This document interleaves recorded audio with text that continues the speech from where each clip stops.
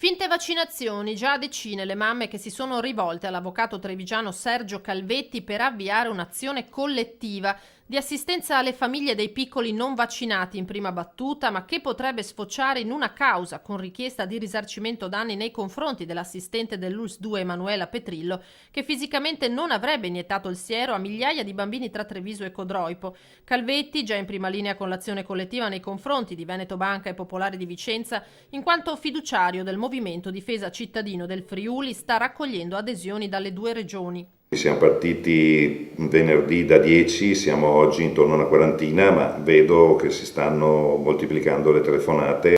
Un'eventuale azione di richiesta di risarcimento danni a Petrillo, se danni concreti malauguratamente dovessero verificarsene al di là di ansia e stress, si unirebbe a quella già calcolata a grandi linee dalle due aziende sanitarie. 100.000 euro da Treviso, addirittura 500.000 da Codroipo, dove i bambini richiamati sono rispettivamente 500 e 7.000. L'attività è un'attività prevalentemente di assistenza per l'istruttoria, sia per quanto riguarda la Procura della Repubblica, sia per quanto riguarda un'adesione tecnica all'indagine dell'ULSS.